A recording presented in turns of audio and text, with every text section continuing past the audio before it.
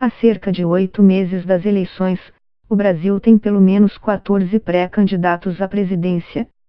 As projeções indicam uma disputa com muitos candidatos e, até o momento, tão aberta que dificulta até mesmo definir os nomes que estarão nas urnas. No entanto, todos os que aparecem nas pesquisas de intenção de votos ou que já se lançaram como pré-candidatos têm importantes obstáculos a superar até o início da campanha, marcada para começar em agosto. Pendências na justiça, disputas partidárias internas, tempo escasso de propaganda no rádio e na televisão, alta rejeição ou falta de popularidade e impedimento para participar em debates são alguns dos desafios que os postulantes à presidência e seus respectivos partidos ainda precisam driblar até agosto. Apesar de a Justiça Eleitoral ainda não ter divulgado o calendário oficial das eleições do próximo ano, marcada para 7 de outubro, partidos trabalham com prazos para atrair políticos, firmar alianças e lançar seus candidatos na tentativa de aumentar suas chances eleitorais. Mudança na legislação feita em 2015 reduziu de 1 ano para 6 meses o prazo para a filiação partidária de quem quer disputar a eleição. Em março, contudo, será aberta uma janela de 30 dias para a troca de partido de políticos que queiram se candidatar sem o risco da perda do mandato em curso. Muitas bancadas apostam nessa janela para aumentar o número de representantes na Câmara e, assim, elevar o tempo de televisão e participar de debates. Do total do tempo de propaganda, 90% será distribuído proporcionalmente ao número de deputados federais de cada legenda e o restante será distribuído igualitariamente. Para participar de debates na televisão, por sua vez, o candidato precisa estar filiado a um partido com mais de 5 congressistas. A Notícias Brasil listou obstáculos dos principais pré-candidatos e partidos que já anunciaram a intenção de lançar um nome à presidência da República. O ex-presidente Luiz Inácio Lula da Silva lidera os cenários para a eleição presidencial em 2018, mas pode ter a candidatura barrada caso a segunda instância da Justiça Federal mantenha por unanimidade a condenação por corrupção. O julgamento do recurso foi marcado para janeiro.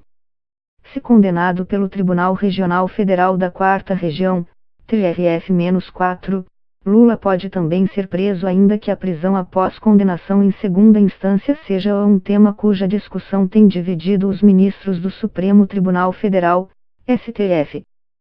Se concorrer, Lula pode usar a campanha como estratégia de defesa das acusações que pesam contra ele.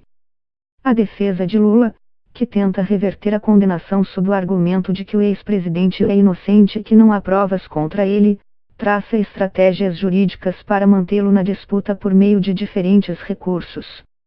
Mesmo que seja absolvido no caso do Tríplex do Guarujá, o ex-presidente ainda responde a outras 4 ações na Justiça, sob acusação de crimes como corrupção, lavagem de dinheiro e obstrução de justiça. Além das pendências judiciais, Lula também tem rejeição alta segundo pesquisa Datafolha realizada entre 29 e 30 de novembro, 39% disseram não votar nele de jeito nenhum.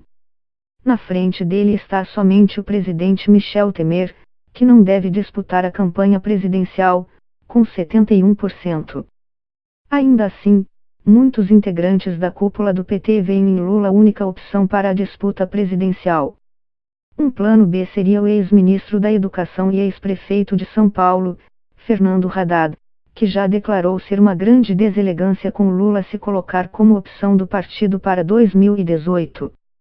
O PT enfrenta dificuldades para se coligar e deve participar das eleições sem partidos aliados. O PCdoB, um dos mais fiéis aliados dos petistas, por exemplo, anunciou que pretende disputar a eleição com a deputada estadual gaúcha Manuela de Ávila. Lula nasceu em Pernambuco, mas construiu sua carreira política em São Paulo, inicialmente como sindicalista. Em 1986, foi eleito deputado federal por São Paulo para participar da Assembleia Nacional Constituinte. Foi eleito presidente em 2003, depois de ter disputado as presidenciais outras 3 vezes. Comandou o Brasil por 2 mandatos e elegeu a sucessora, Dilma Rousseff, em 2010. Segundo colocado nas pesquisas de intenção de votos, o deputado federal Jair Bolsonaro ainda precisa trocar de partido para participar da presidencial ou disputar dentro do PSC com Paulo Rabelo de Castro, lançado candidato pela legenda em novembro. Bolsonaro deve concorrer pelo PN, Partido Ecológico Nacional, que espera a homologação da Justiça Eleitoral para mudar o nome para Patriota.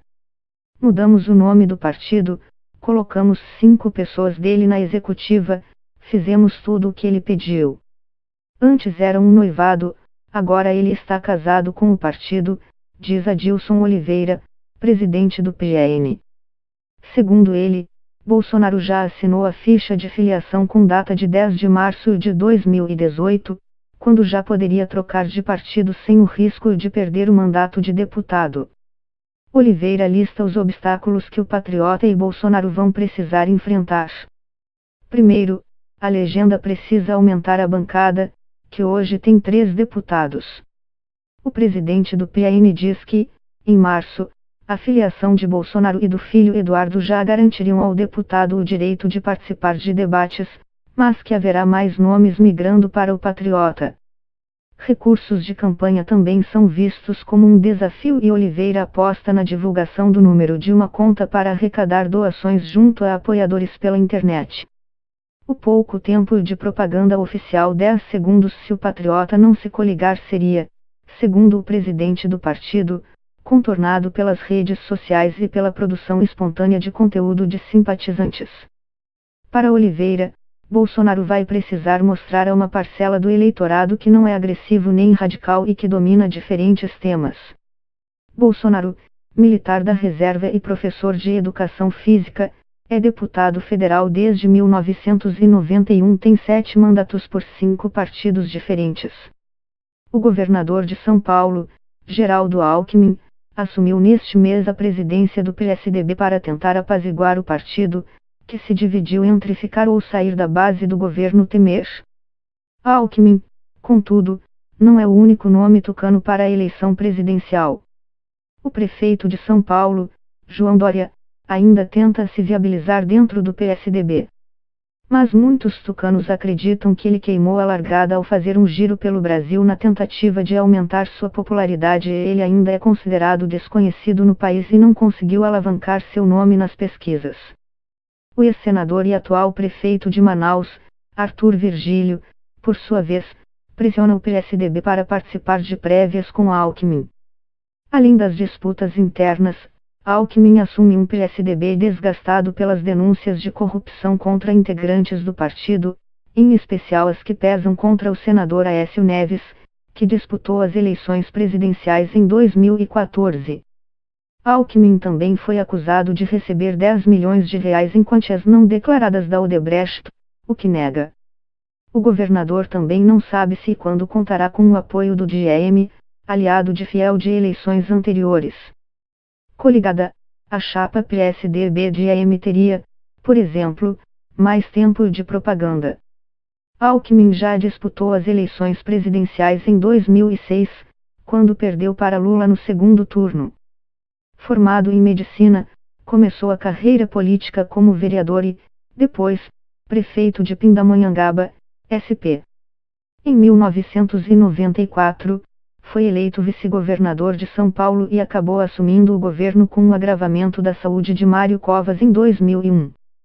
Perdeu a disputa pela prefeitura de São Paulo em 2008, mas voltou como governador em 2010 e foi reeleito em 2014. Com 2 eleições presidenciais no currículo, Marina Silva lançou oficialmente a candidatura em 2 de dezembro. A ex-senadora e ex-ministra do Meio Ambiente, contudo, deve ter somente 12